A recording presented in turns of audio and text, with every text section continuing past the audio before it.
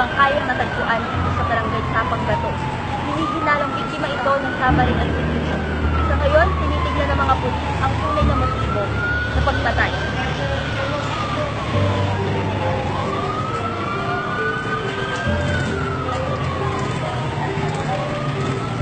Narito ngayon si Senior Inspector Rivera. Iwalag na ito isang away droga. Kasi kung mapapansin mo, ang biktima nakabalot ng taxi.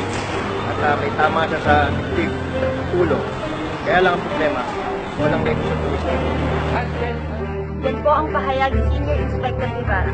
Mavi Cruz, nag-uulat para sa TV News Manila. Bawal dito ang mahina ang loob. Talasan mo ang pakiramdam mo at yung kutob. Dahil baka maging isa ka sa mga makitel. Tamaan ka ng mga nagbabagang-baga ng barel. Sigurado ka ba sa iniisip mo? Kung iyong inaakalang panahon Sunny! ay nagkakamali ka. Bakit hindi ka Sunny! magbagong buhay habang hindi pa huli? Sunny! Boss! Ano ba ginagawa mo dyan? Yung taong sa talipapa, mapagkakatiwalaan ba natin yon? At kilala mo ba yon? Tandaan mo ha, ayoko masasabotahe ako ha sa trabaho ko ha. Ha? Negosyo ko to! Ika ito. Sinagalan. Nabigyan mo na ba? Nabigyan ko na, boss. Si Kagawad. Saka, yung inutosan ko sa talipapa, kilala ko yun. At saka, maaasahan, boss. Yun! Kung sakaling sumabi tayo, ako nang bahala dun, boss. Itutumba ko kagad. Teka. Si Ramil, di pa ba dumarating? Siya ang tatapos ng aso niya, ha? Saka dito ba talaga ang bagsakan ng mga pinapatay? Ng mga sinasalvage? Pag ako napunde, ha? Ako na ang tatapos niya. Boss, sabi ni Ramel, undawin na raw siya. Pero magdadalawang oras na, wala pa rin. Baka dumaan na naman sa bibot niya. Putang inang yan, oo. Boss, dun mo na ako. Oh, nilinis ka ng aso ni Romel.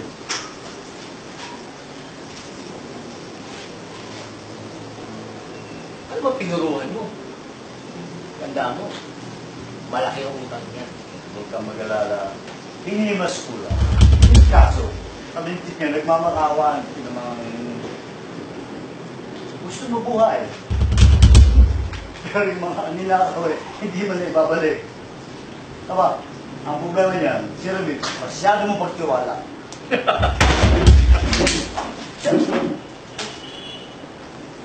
Utang ina, Ador! Matutuwa ako ba to? Puputokan kita eh! Tayo na, Marco. Eh, masyadong nervyoso. Bukas yung pinto. Eh, pumasok na ako eh. Oh, sige. Uy, mabuti dumating ka. Alam ba yung mga bata mo sa Crispin? Masyado mainit. Eh, hindi mo rin kumilala kung sino ang amo nila eh. Pagpasensya mo na, Lindon. Sinabihan ko na, pagpapabiso ka, pagpapasok sa baluarte ko. Pinakatawag ko ng mga bata. Alam mo naman, mainit na tayo eh. Ador, sabihin mo nga sa akin, sinong tumira sa malugang ni Aling Tinay? Ha? Nangin sa akin ng tulong si Tinay. Pero wala naman akong sources. Wala akong alam. Ikaw, may alam ka ba? Onsiya ng dahilan. Hindi ko sigurado tumira.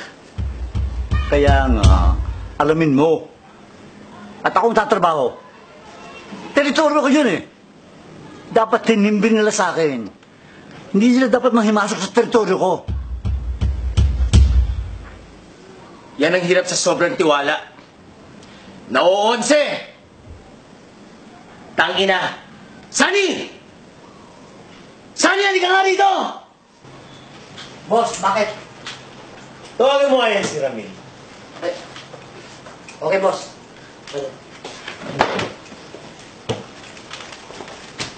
Ano atin na doon?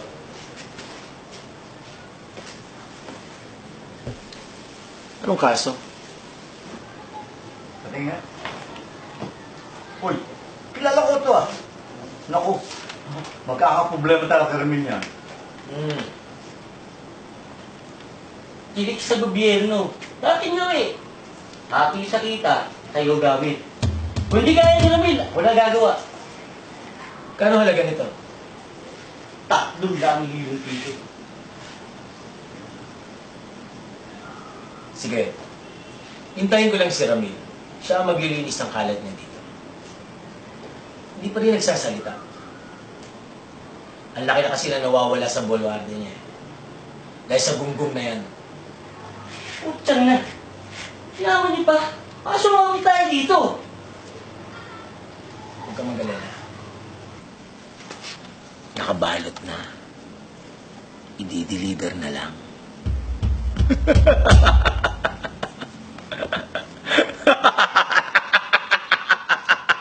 Boss, andito na pala si Ramil. Nandito ka na pala. Kung kalat mo, ligpit mo na.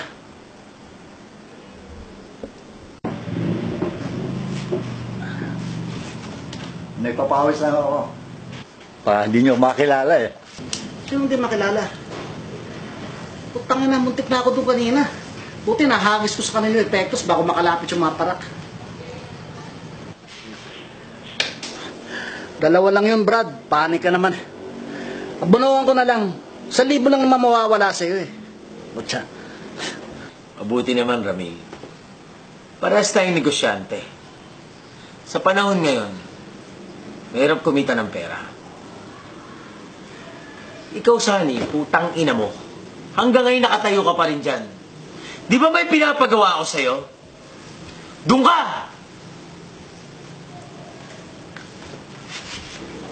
May trabaho kayo ni Ador. Check nyo. Ano Saan dapat kunin yan?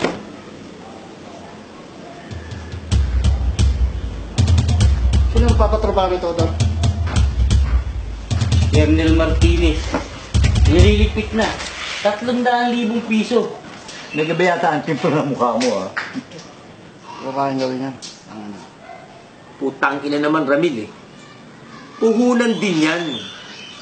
Putang na, di ko kayang gawin yan. Ang laki ng tinulong niya sa pamilya ko. Putang na, oh. Ano? Buhay mo o buhay niya? Dalawa lang yan, Brad. Ano pipiliin mo? Ngayon ka pa atras. Ang tagal-tagal mo ginagawa ito. Saka yung protector natin nag-uutos.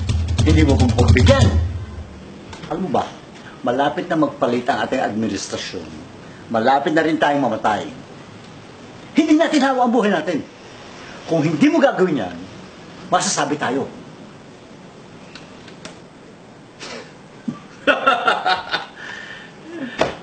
Iba ka na ngayon, Ramil. Nagbago ka na? Bakit? Masarap ba ang inaasawa mo? O baka naman gusto mo ipatikim sa akin? Napakasimple ng pinapagawa ko sa'yo. Isang impluensyadong tao. Hindi mo pa mapatumba. Putang ina. Maghinay-hinay ka ng pananalita mo sa akin, ha? Wala kang pakialam kung sino yung hinihindot ko. Baka na pala yung hihindutin mo, magsakol ka na lang. Putang ina mo! Ang putang ina, oh! Sige, Tayo, magpapatayin dito! Ano? Mas tutok na ako. Putok mo! Sabi mo kami mainit. Kung ayaw mo trabaho yung Ramil, kami na lang yata ng trabaho. Oo. Putang ina, hindi sa ganon. Ang laki ng utang na loob sa tao. Sa gumasusunod ka sa katakan ako. Putang ina naman. Ano? Putang ina naman eh. Kaya na! Kaya na! Hindi kaya eh! Putang ina, oh. Pare! Pare! Marco, usapin mo.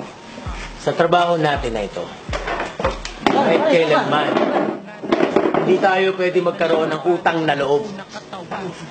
Dahil kahit na anong hakbang natin ay buhay ang kapalit. Naiintindihan niyo ba yun? At sa bandang huli, ang batas din ang kalaban natin. Hanggang ngayon ay tanggang pananong pa rin kung sino ba ang nasa likod sa pagbatay ng mga tao na hinihinala na sangkot sa bawal na gamot. Napakadaming katanungan na wala pa rin sagot. Anong klase kang ama kung iyong nasisikmura na galing sa masama pinang bubuhay sa pamilya? Hindi na biro ang mga nangyayari ngayon. Buhat ng umaksyon ng bagong administrasyon na tapusin at tubusin ng mga kasamaan. Ano kayang katapusan sa ang huling yugo ni Juan?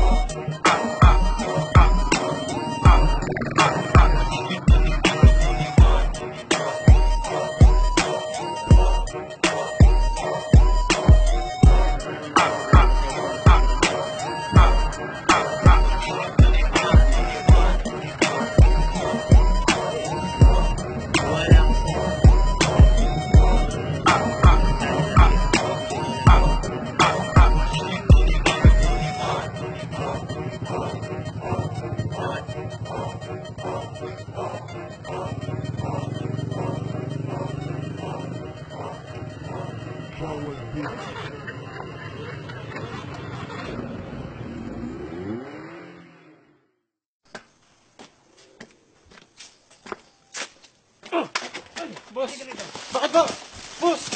Bakit? Bakit? Boss! Boss, wag! Boss! Wag! Bakit, boss? Bata ka pala ni Marco. Hindi, boss!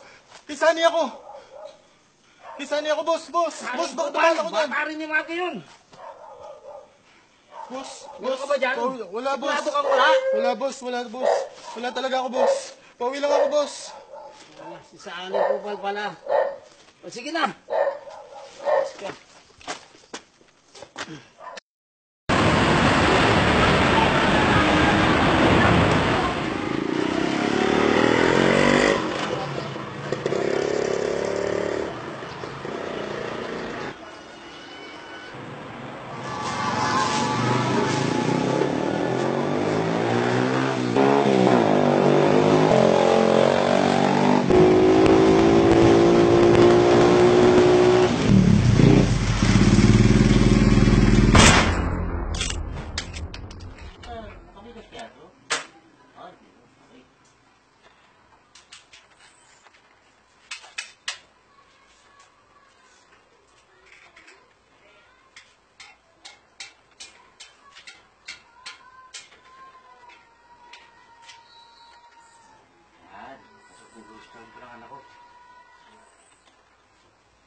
Kevin! Alis na ako, tay! Dali na lang. Teka lang. Hindi ka nakakain? Hindi na, tay! Tsaka hindi na ako kakain. First day of work. Baka mahuli ako sa duty. Tawag talaga ako sa anak ko. Isa ka ng ganap na pulis. Siyempre, tay. Nang dahil sa inyo, nakapagtapos ako ng pag-aaral. Masipag ata ang tatay ko. Oh, hindi ka talaga kakain. Takpan nyo na lang yan, tay. Maya kakainin ko yan. Dito na ako, tay.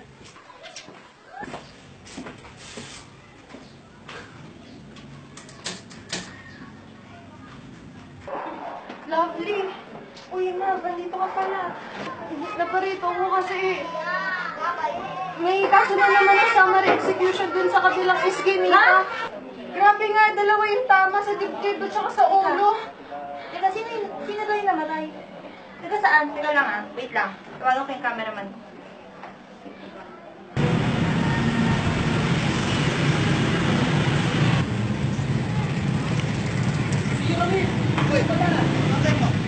Nasa bahay po. Wow, Kevin, Espion Morales, pulis na pulsa. Uy, pag nakaproblema ako, ilabas mo ako. O parang mas makatakas mo ako, makikita lahat. Hindi talaga. Sige po. Sige, ingat ha, ingat sila sa'yo.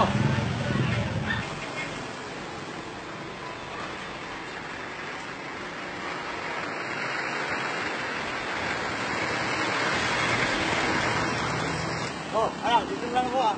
Baka mo. Dito yan.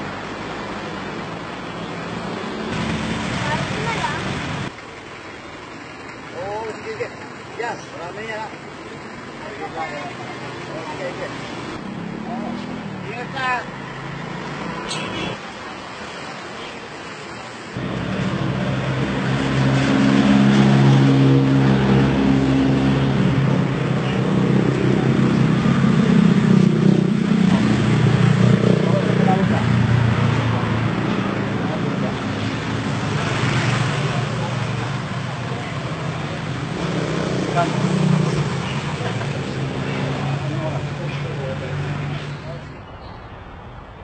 Saan? Anong oras? Okay. O, sige. Punta ko dyan. Okay. Sige.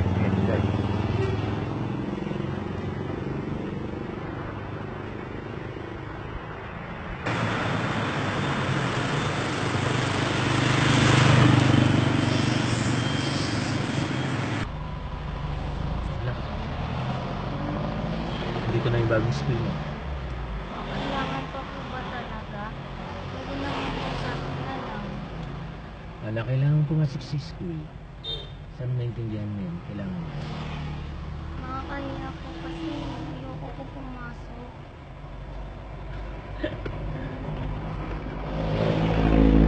Wala, anak. Nahiya po kasi ako, wala naman akong nanay. Sila may mga nanay sila naghahati sa kanila.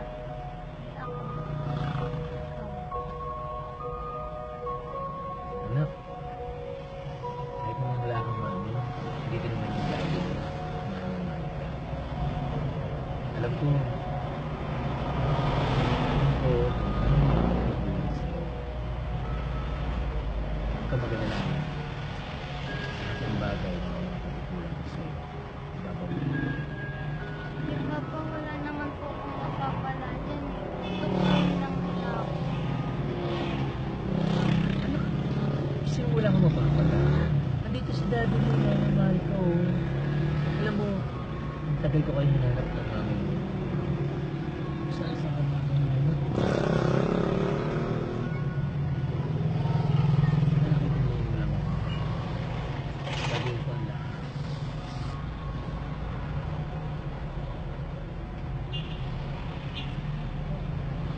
Sige na.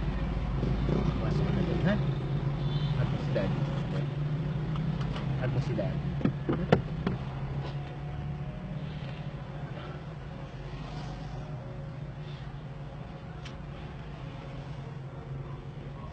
Sino? Mamaya, tayo mo yung daddy mo, sundan kita, ha?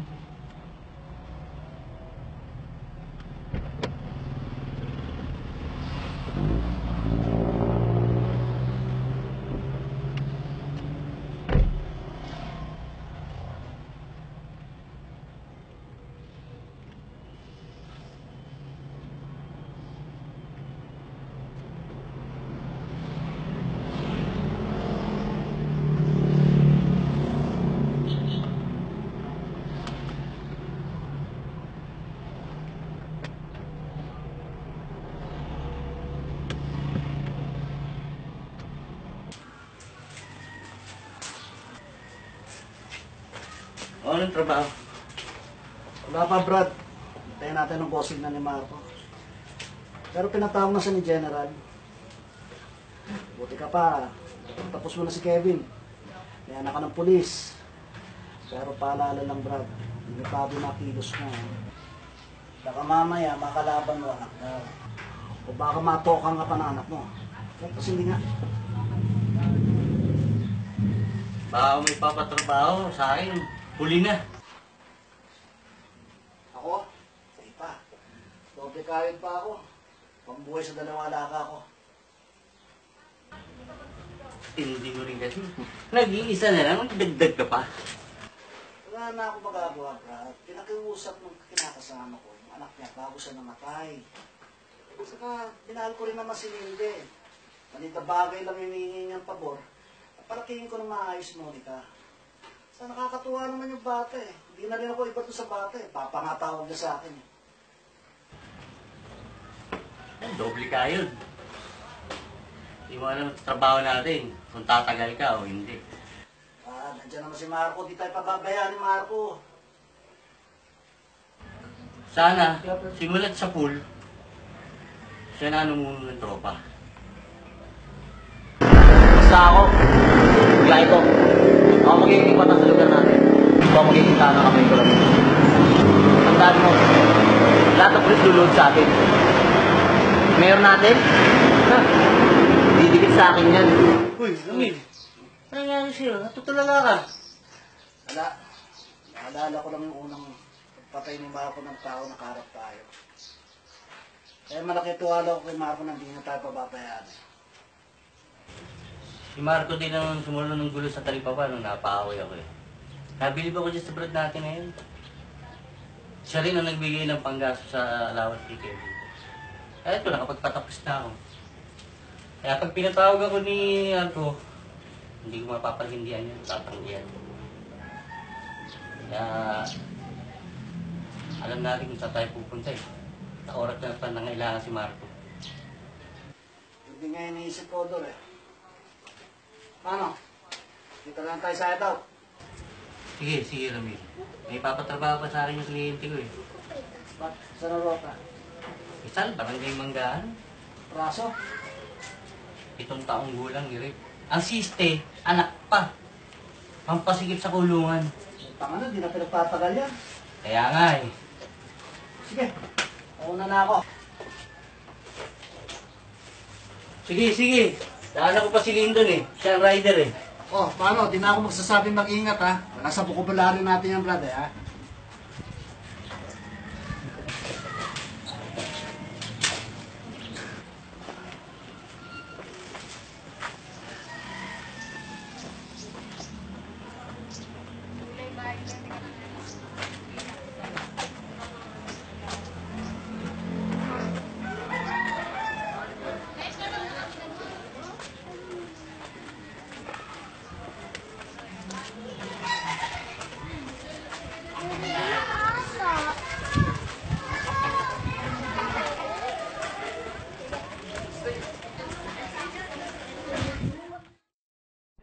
Kaya nga sinasabi ko sa'yo, yung pangako ko sa'yo, kaya pagbutihin mo pag-aaral mo pa, ha?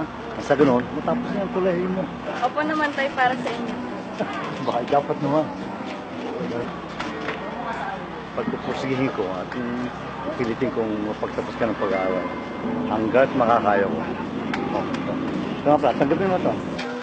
Naku tayo, di ko po matatanggap. Sige na. Sobra-sobra na po. Dapat lang. Yan, baka gastos pa ng mami mo yun. Tay, salamat po. O sige, sige. Pasok, baka malate ka. O sige po. Tayo na po. Okay. Hoy, ingat ha. Opo. Huwag kalimutan, pambayad ng tuition yan.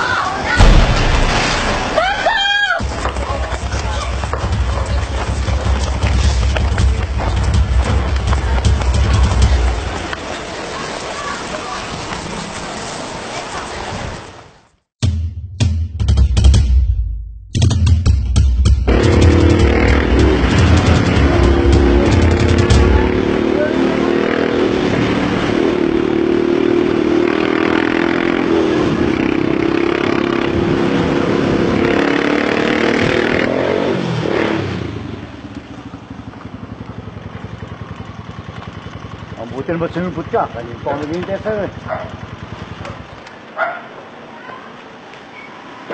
Bakit? Ano ba problema?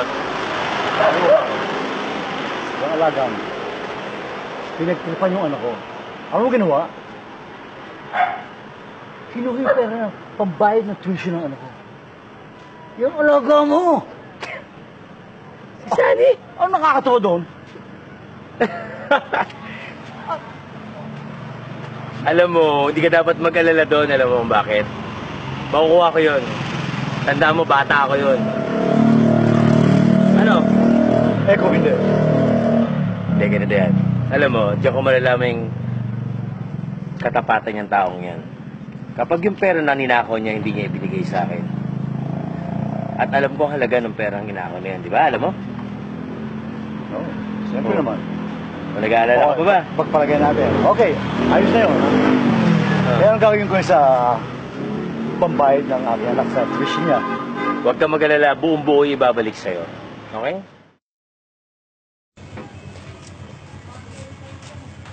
Late ka na, mag-isang oras. Eh, alam mo namang, hindi ako pwede umalis habang gising pa sila.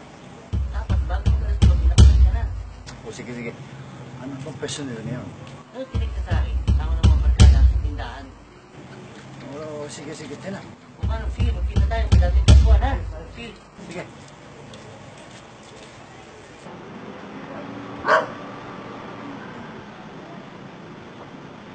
Sir, yun na ba yun? Nasa TV na nga.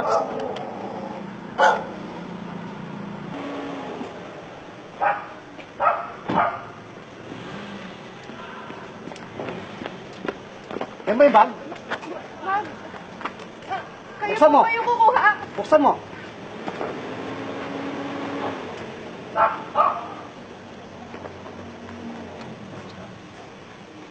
Nasaktan po ako. Hindi. Teka lang, sir. Dali lang. Boss, fast feed.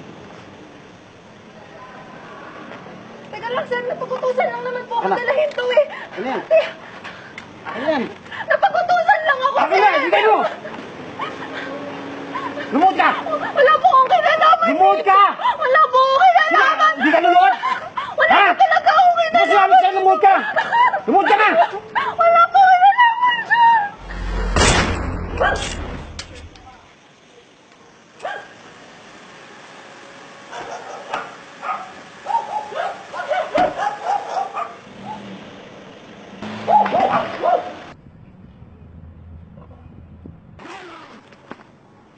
Sir, daming pera. Jackpot tayo nito. Hindi, wala tayong pera. Paano si Ramil? Tatawagan natin si Marco.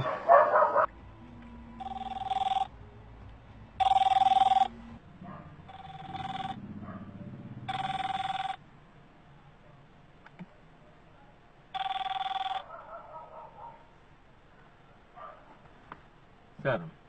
Marco, nistapa kami ng bata mo ah. Ano, sir? Stop ang ng bata ko. Hanggang ngayon wala pa rin ah. 3 oras kami naghihintay dito ah. Sir, maaga pa lang ho, pinadala ko na yung pera sa inyo. Kung gusto mo magandang proteksyon, dapat maglalagay ka sa amin. Sir, pasensya na kayo, sir, ah. Sige, gagawa ko ng paraan to, sir. Ginagawa naman namin na nararapat para sa inyo, eh. Kung gusto mo ng proteksyon, ayusin mo ang paglalagay sa bata ko. Sir, sige, sir. Kayo na po bahala. Damputin niyo na po kung ano po ang gusto ninyo. Sige, padadampot ko na. Sige po, sir. Salamat po. Tangina. Putang ina namang Ramil to. Ano naman ginawang katarantaduhan ng hayop?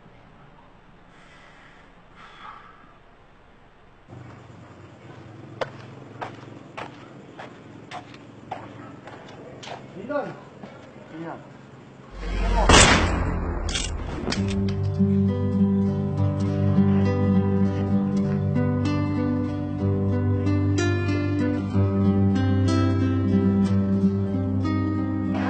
Oh, paano? Mauna na muna ako, ha? Yun lang ba utos mo? Oo, Okay na? ganun na aga. Okay, sige. Basta mamaya, i-reward ko, papalo ko, ha? Hindi ka nakabukas.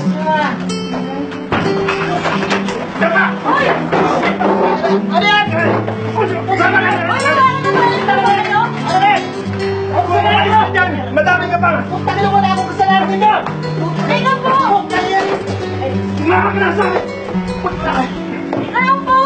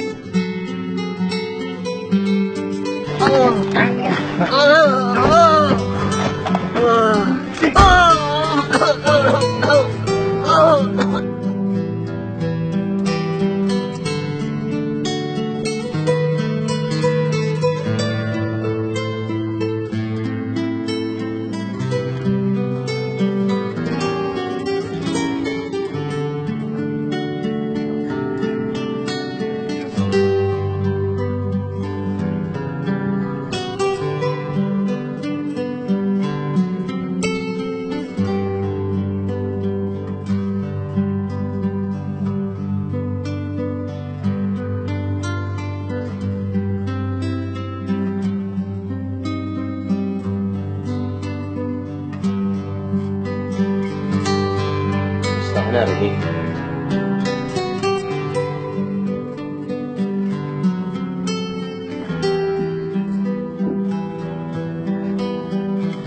Sayang mo.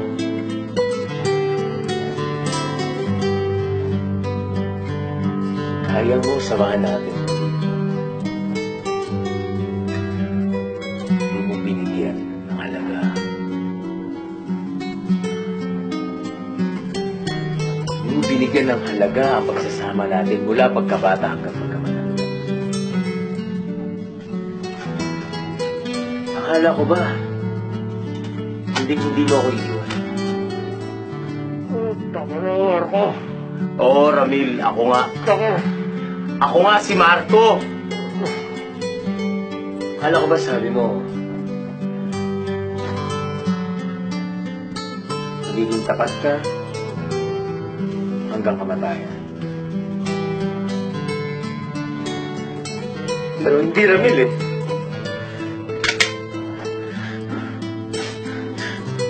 Putang ina mo, Ramil! Pinanaydor mo ako kay puking ina mo eh!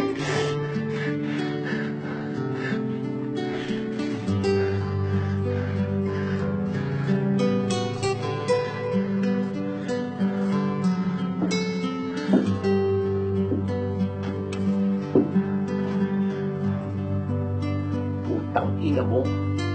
Traidor ka! Putang ina mo, Ramil! Traidor ka! Pwede!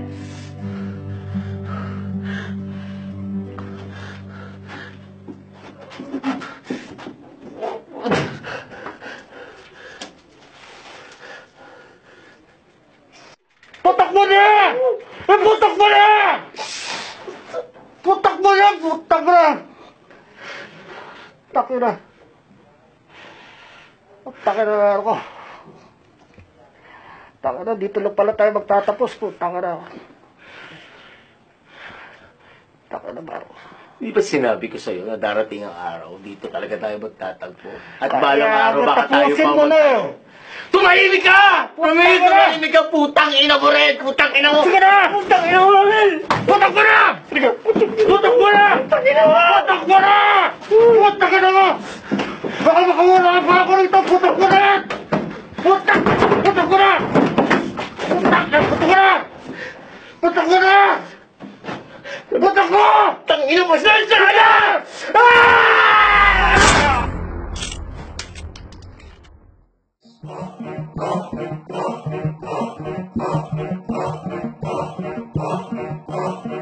Bawal dito ang mahina ang loob. Talasan mo ang pakiramdam mo at yung kutob. Dahil baka maging isa ka sa mga makitel. Tamaan ka ng mga nagbabagang bala ng barel.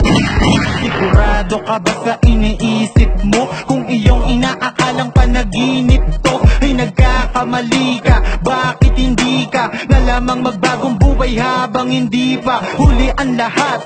Punoy may ugat, kahit na ano pa ang sabihin ay hindi sapat ang dahilan na kahirapan. Walang pinag-aralan para pumili ng iligal na kabuhayan. Pero hanggang saan ka ba ang katatagan kapag buhay ang inutang, buhay din ang kabayaran? Lahat ng iyong pinasok ay may kakalabasan. Dito sa pinamagatang ang huling yugto ni Juan.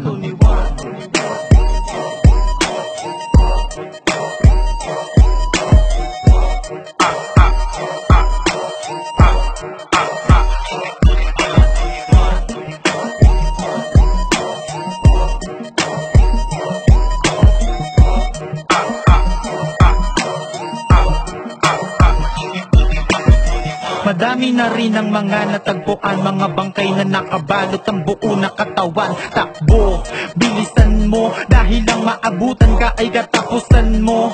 Kaya mas maigi na sigurong mangulungan kaysa ikay hatulan na lang ng kamatayan. Hanggang ngayon ay tandang panandang pa rin kung sino ba ang nasa likod sa pagpatay ng mga tao na hinihinala na sangkot sa bawal na gamot. Napakadaming katanungan na wala pa rin sagot. Anong klase kang ama kung iyong nasisikmura na galing sa masama ng bubuhay sa pamilya? Hindi na biro ang mga nangyayari ngayon. Buhat ng umaksyon ng bagong administrasyon na tapusin at tubusin ng mga kasamaan. Ano kayang katapusan sa ang huling yugto ni Juan?